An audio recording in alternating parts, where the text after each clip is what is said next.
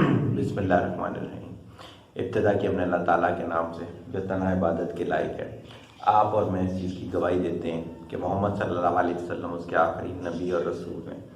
आप और मैं इस चीज़ पे भी कमिटेड हैं कि इल्म का माफ़िज़ कुरान मजीद और उस तक पहुँचने का रास्ता मेरे नबी की सुन्नत। अल्हम्दुलिल्लाह, अल्लाह का शुक्र है, सब चीज़ें बहुत बेहतर चल रही हैं।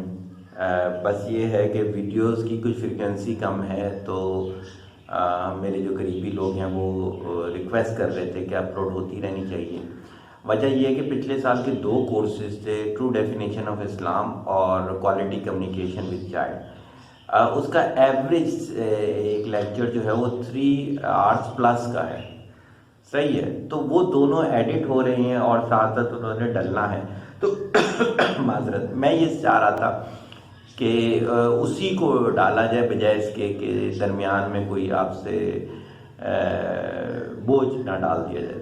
मौज़ूआत बहुत ज़्यादा हैं, डेली बेसिस आपको पता है मेरी क्लाइंट लिस्ट है, तो कोई ना कोई मौजू ऐसा माशरे का आ ही जाता है जिसे डिस्कस करना होता है। लेकिन बहरहाल आज जो मैंने किया, टॉपिक उठाया और क्यों बोलना चाहा, 2-3 दिन से बोलना चाह रहा था, तबीयत मुनासिब नहीं थी जिसकी वजह से मैं बोल नहीं पाया, कि हमारे मुल्क में माशी बुरहान क्यों है और बार बार क्यों आता है। देखिए, इसकी वजह सबसे बड़ी बात है कि हमारे जो मुल्क में हुक्मरान हैं, कुछ तो ऐसे हैं जिनको माशियात की लिटरली अली पे भी नहीं पता। माजरत के साथ, देखिए मैं रिसर्चर हूँ और मेरा बैकग्राउंड बताता है कि मैं रिसर्चर हूँ। मेरी आप बुक्स देख सकते हैं, मेरी आप जो है सक्सेसेस देख सकते हैं कि मैंने कामयाबियाँ किस तरह से ली हैं, वो सब रिसर्च ओरिएंटेड थी। तो उन सब चीज़ों को देखते हुए, बल्कि कुछ और मिसालें मैं दे देता हूँ ताकि मेरी बात में वज़न आ जाए कि जब पिछली गवर्नमेंट आई थी, जो कि कंबाइंड गवर्नमेंट थी नवाज शरीफ जरदारी की, तो एहसन इकबाल एजुकेशन मिनिस्टर थे। तो उसमें जो सिंध में जो वो बल्कि कंप्लीट में कहते पाकिस्तान का कोर्स डिज़ाइन कर रहे थे, कफ़ायत वालों को प्रोजेक्ट मिला था। जो फिज़िक्स की बुक थी वो अकेले मेरी डिज़ाइन की हुई थी। अल्हम्दुलिल्लाह, बकिया उसमें उन्होंने 10-12 नाम लिखे हुए थे। और इसमें भी मैं आपको बात बताऊं कि अल्हम्दुलिल्लाह उस दौर में मैं एक किताब लिखने के 1.5 से 2 लाख रुपए लेता था। ये आप डॉक्टर सैफुद्दीन से पूछ सकते हैं, सही प्रमोशन पब्लिशर वाले, मैंने उनके लिए किताबें लिखी हैं। और उस दौर में मैंने गवर्नमेंट ऑफ पाकिस्तान से कहा था, ओके पाकिस्तान का काम है तो मैं करने को तैयार हूं, कोई मसला ही नहीं, आप ना दें पैसे मेरे को यार। सही हो गया। ये मैं बात इस वजह से कर रहा हूँ कि मेरा रिसर्च से ताल्लुक है। मैंने अभी जो शाह फैसल के पीछे इंडस्ट्रियल एरिया, वहाँ वाटर का प्रॉब्लम था, तो मेरे पास आया, मैंने उन्हें सोल्यूशन दिया। सही है, मेरे पास अल्हम्दुलिल्लाह ये चीज़ें मौजूद होती हैं। ऐसी बात नहीं है कि हम बगैर किसी सोचे समझे किसी पे उंगली उठा रहे हैं। सही है, तो कहने की बात यह है कि माशी जो प्रॉब्लम्स हैं उसके लिए आपको थोड़ा सा वर्क करना पड़ता है। और आपके पास जितनी फैसिलिटी, कितनी अपॉर्चुनिटीज़ हैं, सही, फैसिलिटीज़ की बात नहीं कर रहा, अपॉर्चुनिटीज़ की बात कर रहा हूँ। लैंड हमारे पास बहुत है, यूथ हमारे पास बहुत है। अब देखिए, मैं 1 बाय 1 आपको बताना शुरू करता हूँ। मैंने रिसर्च की इन दिनों के अंदर, मैंने कहा जी चले हम भी मुल्क को कुछ दें। सही है, पूरा मैनुअल डिज़ाइन कर रहा हूँ। एक दौर में कराची की इलेक्ट्रिसिटी प्रॉब्लम के लिए भी मैंने मैनुअल डिज़ाइन किया था बाहर के रिसर्चर के साथ मिलके। याद होगा कोविड में भी एक मेरा सोल्यूशन मौजूद है। अब देखिए, 1 बाय 1 मैं आपको बताना शुरू करता हूँ। एक लॉन्ग टर्म बताऊंगा, फिर शॉर्ट टर्म तो आपको यकीन कहीं से कर्जा लेना ही पड़ेगा। लॉन्ग टर्म में मैं आपसे कह रहा हूँ कि आप लोग को, पाकिस्तान को क्या चाहिए है कि ये जो घरों तक गैस पहुंचाई है पाइप, इसमें लाइन लॉस बहुत ज़्यादा है। मेरी जितने भी प्रोफेशनल से बात हुई है, और मैं ये सारी बातें प्रोफेशनल्स के साथ करने के बाद कर रहा हूँ, तो लाइन लॉस में 50% अप्रॉक्सीमेटली आपकी गैस लॉस हो जाती है। मैं कह रहा हूं इससे भी ज्यादा है, इससे भी ज्यादा है इस चीज के लिए। तो आपको सिलेंडर पे चले जाना चाहिए है। दुनिया में हर जगह गैस जो है वो सिलेंडर की फॉर्म में दी जाती है। सही हो गई, तो 50% आपकी गैस बच जाएगी। ये जो 50% आपकी गैस बचेगी, ये आप इलेक्ट्रिसिटी जनरेशन में लगा दें, वहां से आपका 50% फ्यूल बच जाएगा। वो फ्यूल आप मार्केट में लेकर आए तो आपको क्या होगा, उस लिहाज से उसकी कीमतें मैनेज करना आसान हो जाएंगी। एक चीज बताइए। दूसरा ये कि लाइव स्टॉक पर आपने काम करना है। अगर मैं आपको बताऊं कि लाइव स्टॉक के बारे में रिसर्च जो है वो ये कहती है कि 33% एग्रीकल्चर शेयर होगा जीडीपी के अंदर आने वाले दौर के अंदर। अभी भी अप्रॉक्सीमेटली इतना ही है, ये उससे भी ज्यादा हो जाएगा। तो आपके पास बहुत लैंड मौजूद है। मैं कराची की सिर्फ आपको बात बताऊं, गुडाब के पास हजारों एकड़ लैंड मौजूद है। आप इधर चले जाए बलूचिस्तान की तरफ, हजारों एकड़ लैंड मौजूद है। आप आगे पीछे जाना शुरू करें, आपके पास हजारों एकड़ लैंड मौजूद है। आपने सिर्फ क्या करना है, फैसिलिटेट करना है। जैसे शहबाज गवर्नमेंट को मैं अप्रिसिएशन देता हूँ, पंजाब के अंदर उन्होंने ये चीज़ बोली थी कि आप ऑस्ट्रिच फार्म खोलें, हम आपको चूजे भी देंगे, हम आपको उनकी खुराक भी देंगे, हम उनकी मेडिकेशन भी देंगे और एंड ऑफ द डे हम आपसे परचेज भी कर लेंगे। ये अपॉर्चुनिटीज आप अपने यूथ को दे सकते हैं। अच्छा, फिर आप मेरे से पूछेंगे कि इससे कितना वो होगा, 33% ऑफ जीडीपी। तो मैंने आपको रिसर्च पे कह दिया, गूगल करके देख सकते हैं। मैं इसमें ये कहता हूं कि हैदराबाद में गुलाब बहुत ज्यादा होता है, मोतिया बहुत ज्यादा होता है। अब आप देखिएगा, मैं जो आपको देने जा रहा हूं डेटा, हॉलैंड जो फूलों से कमाता है, फूलों की एक्सपोर्ट से हॉलैंड जो कमाता है वो इक्विवेलेंट सऊदीया पेट्रोल से जितना कमाता है। सही है।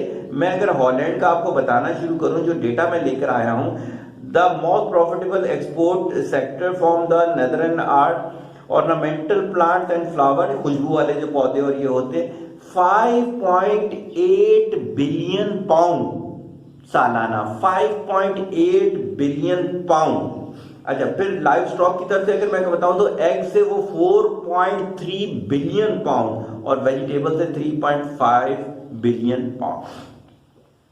अब आप क्या है कि आप इसको मोटिवेट कर सकते हैं लोगों को। सही है, आपके पास बेइंतहा ये लैंड्स मौजूद हैं जिनको आप यूज कर सकते हैं। बस सिर्फ क्या है कि आपको एक अच्छा मैनेजमेंट प्लान उनको देना है कि उनको पता हो कि यार ये चीज हम कहाँ सेल आउट करेंगे। सही है। तो आपने सिर्फ क्या है, अच्छा इस तरफ चले जाएं, जो इन इलाकों का मैंने बताया पूरी पूरी फैमिली काम करती है। मैं अभी कराची की एक तरफ गया जानवर वगैरह के फॉर्म के सिलसिले में, तो उन्होंने आधे एकड़ में ये जंतर लगाया हुआ था और मैंने देखा उनके घरों की ख्वातीन जो हैं वो जंतर लगा रही थी। अच्छा, तो उसके बाद आ जाते हैं कि आपका, हाँ, थर पे आपने क्या करना है, थर पे आपने सोलर सेल लगाएं। ये जो चोलिस्तान है, ये थर रेतीले इलाके जो हैं, अच्छा आप ना लगाएं, ये आप इसको चाइना को मोटिवेट करें। आप क्या करें, आप बोलेंगे जी आप टोटल इन्वेस्टमेंट उनकी होगी, सही है, उससे जो बिजली जनरेट होगी, उससे जो प्रॉफिट होगा, उसमें आप अपना शेयर रख दें। आपके लिए तो ये लैंड बिल्कुल ही अभी कुछ भी नहीं दे रही है ना। आपको अगर ये 4 बिलियन साल का देना शुरू कर देती है तो बुरा है क्या यार, आपके पास तो बड़ी हुई लैंड है, सही होगी। और 4 बिलियन 5 बिलियन कोई मसला नहीं है सोलर सेल लगाने के बाद। उसके बाद आ जाए आप सियालकोट वाली तरफ। आपने देखा होगा फीफा का इस दफा भी इनको ऑर्डर मिला है, गालिबन 50,000 फुटबॉल का, या पता नहीं कितना, मुझे अभी एग्जैक्ट डेटा याद नहीं, मैंने ये गूगल नहीं किया। अब आप क्या करें कि आप इनको और ज्यादा सहूलियात दें। आप सहूलियात देंगे, इनकी हॉकियां भी एक्सपोर्ट होना शुरू हो जाएंगी, इनके बल्ले भी एक्सपोर्ट होना शुरू हो जाएंगे, इनकी रग्बी की बॉल एक्सपोर्ट होना शुरू हो जाएंगी, क्रिकेट की बॉल जो है वो एक्सपोर्ट होना शुरू हो जाएंगी। आपको बिलियंस ऑफ डॉलर यहां से भी मिल सकता है। सिर्फ यह है कि हुकूमत को उंगली पकड़नी है। और आपको पता होगा उन्होंने जो वहां पे अपनी एयरलाइन लॉन्च की और बिजनेस सिटी लॉन्च किया, वो सब आप मेरे से ज्यादा अच्छा जानते होंगे। लेकिन क्या ये मैं आपको स्टेप वाइज बता रहा हूँ कि आप माशी हालत पाकिस्तान की कैसे ठीक कर सकते हैं। अब आ जाते हैं गुजरांवाला और गुजरात के नेशनल, एमके नेशनल, जो कि हमारे अपने पंखे हैं, हमारे फैमिली टर्म्स हैं उनके साथ। तो एक दौर था कि इनके पंखे एक्सपोर्ट होते थे, लेकिन फिर क्या हुआ, टैक्सेस बढ़ना शुरू हो गए। मशीनरी जो इंपोर्ट करनी थी उस पे टैक्सेस इतने इतने बढ़ाने शुरू कर दिए कि ज़्यादातर हमारे जो ऑर्डर थे वो शिफ्ट हो गया बांग्लादेश की तरफ। आपने क्या करना है, इनको अपॉर्चुनिटीज देनी है, सही है, रिलैक्सेशन थोड़े से अरसे के लिए देनी है। ये आपको एक्सपोर्ट करके दिखाएंगे, उससे क्या होगा, डॉलर की फॉर्म में आपके पास क्या होगा, रेवेन्यू आएगा। सही होगी बात। गुजरात के पंखे हो गए, गुजरावाला की मोटरें आ जाएं, डोंकी पंप ले लें आप, मोटरें ले लें। फिर ये जो होता है आपका ये जो आप लगाते हो, टाइल्स लगाते हो, इसको मार्बल टाइल्स के रगड़ाई की मशीन होती है। ये मैंने जब देखी तो मैंने उनसे पूछा कि यार ये तो पाकिस्तान की नहीं है, तो उन्होंने बताया नहीं, ये जावेद वाले जो हैं, बहुत बड़ा नाम है हमारे इधर जावेद का, उन्होंने इसको यहाँ डिज़ाइन कर लिया है। मैंने जब पहली दफा बाहर ये देखी थी तो वो पाकिस्तानी 4 से 8 लाख के बिटवीन थी, और इस बंदे ने वो 1.5 लाख में डिजाइन करके दे दी, 1.5 लाख में मार्केट करके दे दी। अगर आप इनको सहूलियात दे देंगे मात्र, तो क्यों नहीं ये आपको एक्सपोर्ट करके देंगे, बिल्कुल करके देंगे।